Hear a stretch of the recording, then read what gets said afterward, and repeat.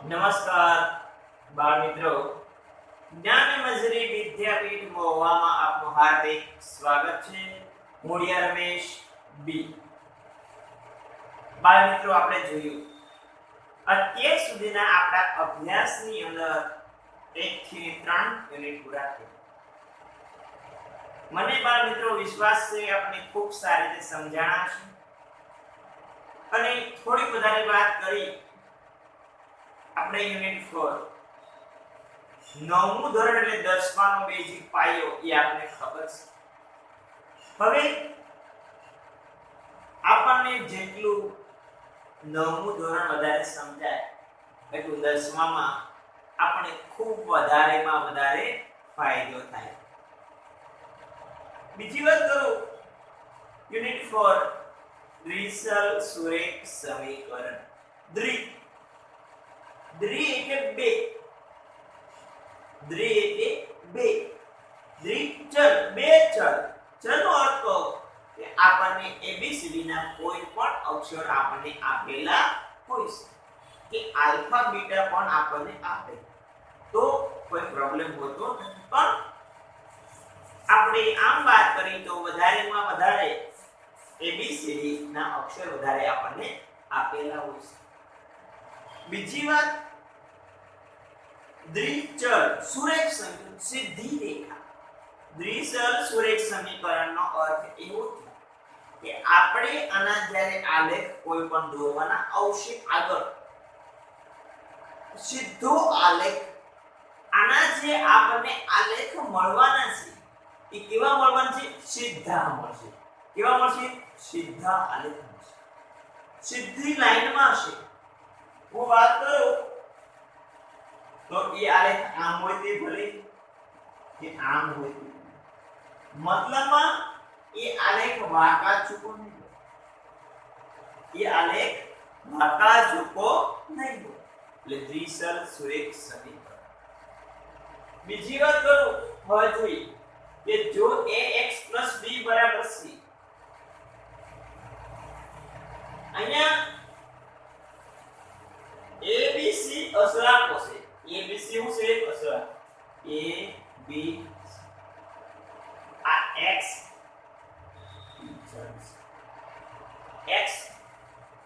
વધારે એમ ગણો તો x y અને z. જો વધારેમાં વધારે આપણે ચલ આપતા હોય તો એ છે x y અને z. આમાં તો આવું જે x b બરાબર c અને સુરેખ એક ચલ વાળું સુરેખ સમીકરણ છે. બીજી વાત કરીએ ax by c તો 1 અને 2 આપણને બે ચલ આપ્યા એટલે દ્વિચલ વાળું સુરેખ સમીકરણ. અને બીજું abc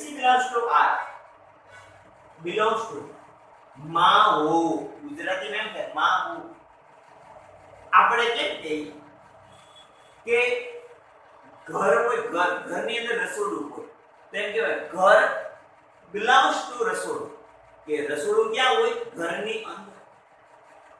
એમ આ બધી સંખ્યા r માં હોય. ક્યાં હોય?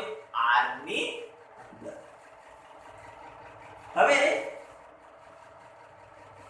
અને બીજું આમાં એકી સાથે a અને b એકી સાથે શૂન્ય ન હોય.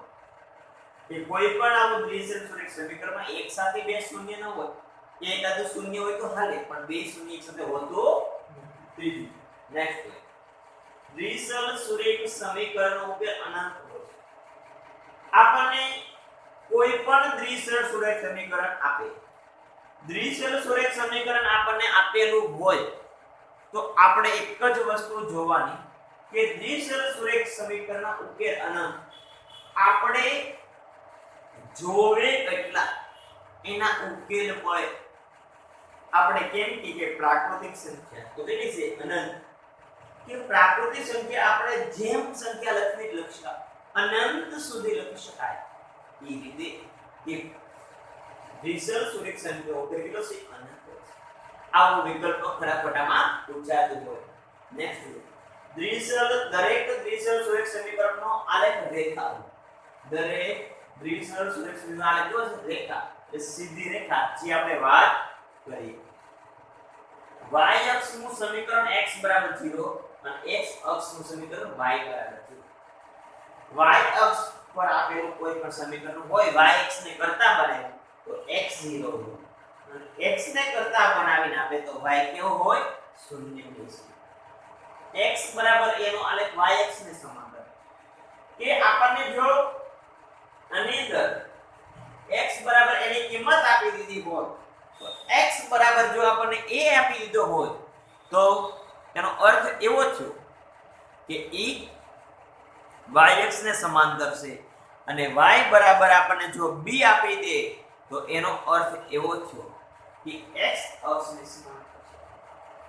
તો આવો આપણે જોઈએ આમાં આપણે આવો આલેખ જોતા હોય કે આવા પ્રશ્ન કોઈ પણ યુનિટની અંદર આપણે અભ્યાસ કરતા હોય ત્યારે એક જ ધ્યાન રાખવું કે દરેક મુદ્દો દરેક પોઈન્ટ ખૂબ સારી રીતે સમજીને લખવાનો કે જેના કારણે આપણને કોઈ પણ પ્રકારની મુશ્કેલી પડવી જોઈએ નહીં.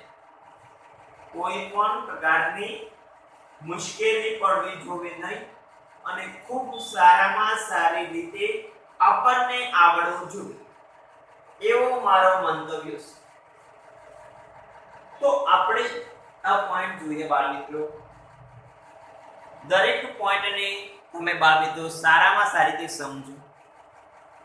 બીજું લખવામાં પણ તમારે ધ્યાન રાખજો કે કોઈ પણ નાની બાબત લખવામાં ભૂલાઈને છે નિશાનીની અંદર પણ કોઈ ભૂલ પડવી ન જોઈએ. દરેક પોઈન્ટને સારામાં સારી રીતે લખો. ન સમજાય ત્યારે બે વાર રીડ કરો. આ યુનિટમાં બીજી વાત કરું બાળ મિત્રો તો આ યુનિટમાં કોઈ ખાસ પ્રકારના સૂત્રો નથી. ઈ જ રીતે ગણતરી પણ સિમ્પલ છે. કોઈ મોટા ગુણાકાર ભાગાકાર કરવા પણ પડે નથી. આપણને સરળતાથી આવડી જાય એવા છે એટલે મૂંઝાવાની પણ જરૂર નથી. બહુ નાનું એવું યુનિટ છે. આપણને ખૂબ મજા આવે એવું છે બાળ મિત્રો.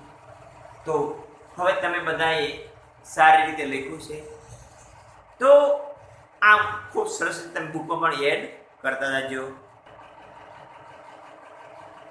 તો બાળ મિત્રો આપણે સ્વાધ્યાય પહેલો એક આપણે થિયરિકલ આપ્યો તેના પરથી આપણે દ્વિચલનું વ્યાપક સ્વરૂપ સાથે સરખામણી. નોટબુકની કિંમત પેનની કિંમત કરતા બમણી છે આ વિધાનને દ્વિચલ સુરેખ સમીકરણ સ્વરૂપે દર્શાવો અને આપણને આ વસ્તુ ધારવાની. ધારો કે કોઈ પણ બે વસ્તુની કિંમત છે કે નથી આપી તો આપણે કોઈ પણ ધારી શકાય. પરંતુ આપણને એવું કીધું કે નોટબુકની કિંમત આ લો અને પેનની કિંમત આ, ત્યારે ફરજિયાત આપણને જે કિંમત આપી હોય તે જ કિંમત આપણે ધારવી પડે. તો લખીએ હવે આપણે નોટબુકની કિંમત બરાબર x રૂપિયા. પેનની કિંમત હજી આપણે આપ્યું કે નોટબુકની કિંમત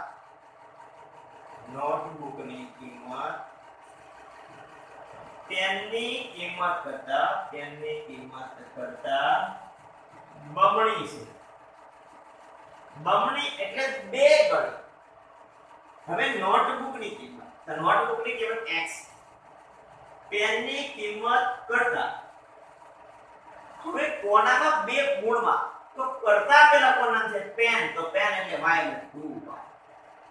કરતા પહેલા જેનું નામ હોય એને ગુણ્યા કે ગુણાકાર કરવાનો એટલે પ્લસ કે માઈનસ કે એ બધો સંબંધ એની સાથે y બરાબર છે.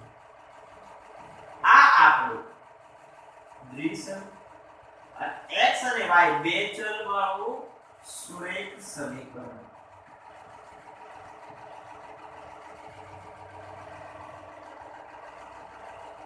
તો આને દ્વિસર સુરેખ સમીકરણ કહેવામાં આવે.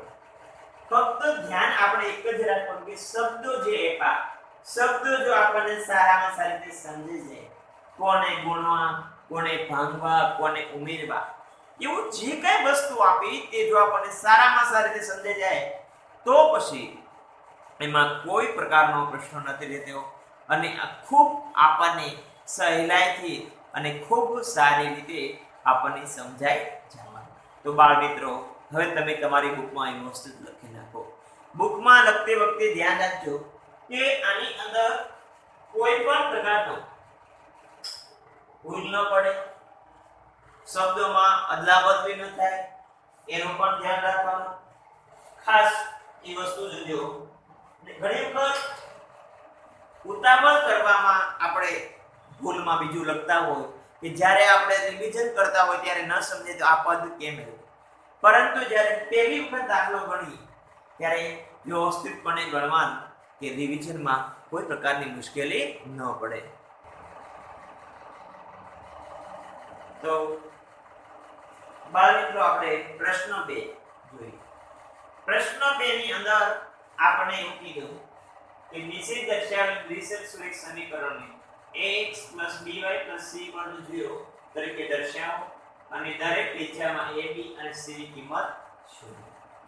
તો હવે આપણે જોઈએ તો પહેલો દાખલો. જવાબ 2x. હંમેશા સમીકરણ હોય ને ઇક્વલ ટુ હોવું જોઈએ 0. ઇક્વલ ટુ 0 આપણે કરવું પડે. આપ્યો હોય તો ઠીક છે, ન આપ્યો તો બરાબર ની ઓલી બાજુ જે રકમ છે પ્લસ હોય તો માઈનસ તરીકે લઈ લેવાની, માઈનસ હોય તો પ્લસ. એટલે 2x આ રકમ પ્લસ છે તો આ બાજુ હોય તો માઈનસ 3.5 બરાબર છે. હવે ax by તો a x નો સહગુણક હોય ને એટલે b, b y નો સહગુણક x ના સહગુણક ને at, y ના સહગુણક b અને અસલ પદ હોય ને c. b એટલે 3, અસલ પદ નિશાની સાથે જો પ્લસ હોય તો પ્લસ અને માઈનસ હોય તો માઈનસ. ખૂબ સરળ, આપણને ખૂબ સરળ રીતે ઝડપથી સમજાય. બીજું x y અહીંયા ઓલરેડી આપણે ઇક્વલ ટુ 0 આપ્યું તો પછી આપણે કઈ ચેન્જ કરવો પડતો નથી, કેમ કે તો એને દ્વિસર સુરેખ સમીકરણ કહેવાય. હવે આપણે એને સરખાવવાના છે તો a x નો સરળ કાઈ ન હોય તો 1 b માઈનસ 1 ના છેદમાં 5, કેમ કે y ની બાજુ કાઈ કેટલા હોય 1 એટલે 1 ના છેદમાં 5 નું કેવા માઈનસ અને c એટલે માઈનસ. તમે એક વખત સારી રીતે સમજી જાઓ તો આપણને આવા એક પણ દાખલો આપણે મુશ્કેલી ન પડે. બીજો દાખલો જોઈએ તો -2x 3y. અહીંયા બરાબર શું આવ્યું તો પ્લસ છે, આ બાજુ તો માઈનસ બરાબર 0.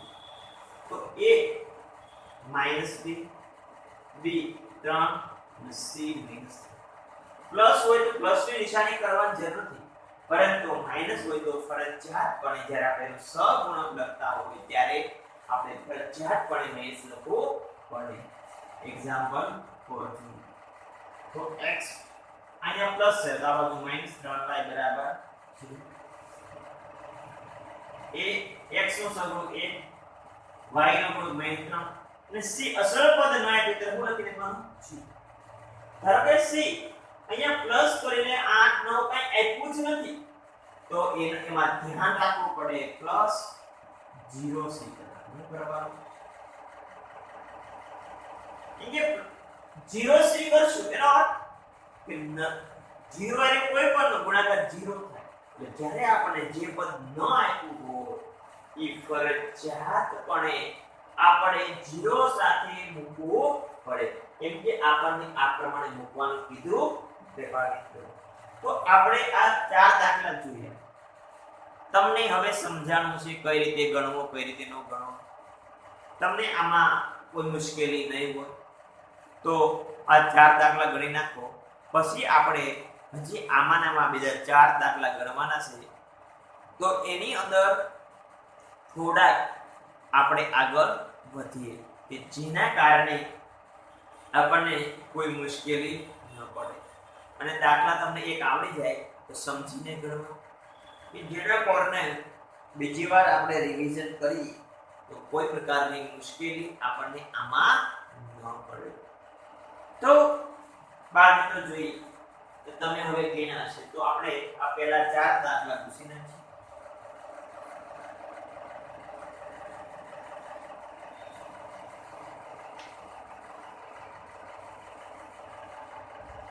હવે પાંચમો દાખલો 2x અહીંયા માઈનસ આ બાજુ પ્લસ 5 c વાળો પદ એટલે 0 c બરાબર a બરાબર 2 b બરાબર 5 અને c બરાબર છઠ્ઠો દાખલો છે 3x 2 y વાળું પદ નથી તો આપણે 0y 2 બરાબર જે પદ ન આપે તે આપણે લખવું પડે કેમ કે આપણને સુરેખ સમીકરણને ax by c 0 તરીકે દર્શાવવાનું કીધું કે ઈ કન્ડિશનમાં તે રૂલ્સ પ્રમાણે આપણે દર્શાવવાનું હોવાથી આપણી પણ લખવું પડે. હવે સાતમો જોઈએ તો y minus 2 તો x વાળો પદ આપ્યો નથી તો 0x y minus 2 બરાબર તો x નો એનો સ્વરૂપ 0 b બરાબર 1 c બરાબર ઘણીવાર a ને x વાળો પદ નહીં આપે તો ઘણીવાર y વાળો પદ નહીં આપે તો ઘણીવાર c વાળો પદ નહીં આપે મતલબ કે જે પદ ન આપે ઈ પદનો દાખલો આપણે ગણવો પડે.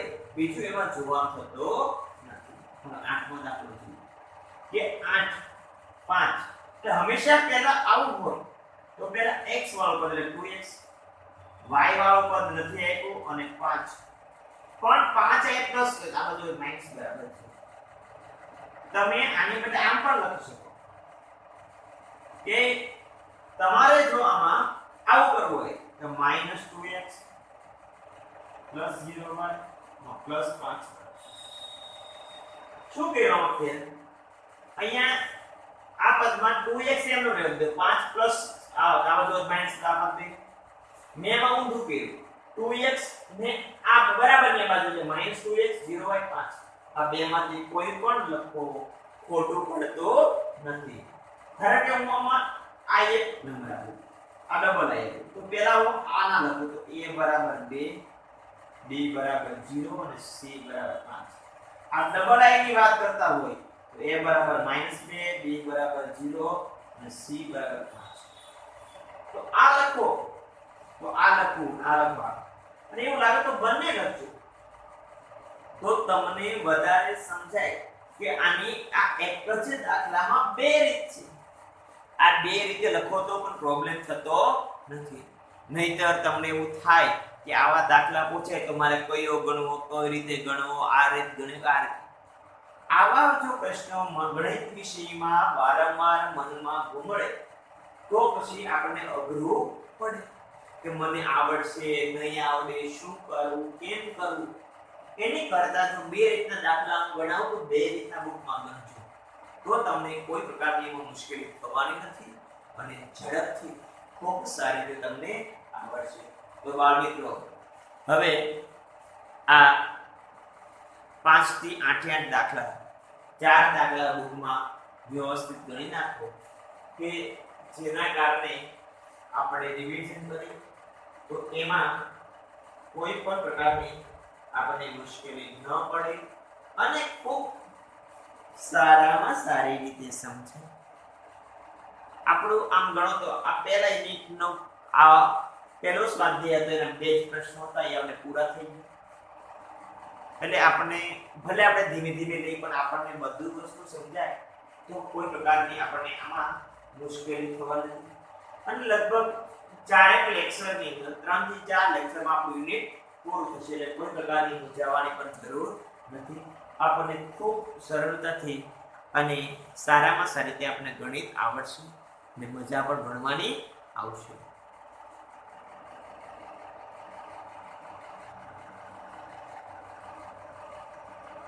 અને મેં કીધી બાળ મિત્રો બુકમાં ગણો, તારા વ્યવસ્થિત ગણજો, ખોટી ઉતાવળ નહીં કરતા. અને તમે 1 થી 2 દાખલા આવડી જાય પછી બાકીના ન ગણો તો હાલે. ખાલી તમારે એવું જ કરવાનું કે એ રીતના બીજા 2-3 ગણવાના અને પછી હું ગણાવું ત્યારે ધ્યાન રાખવાનું કે મારી કંઈ ભૂલ નથી.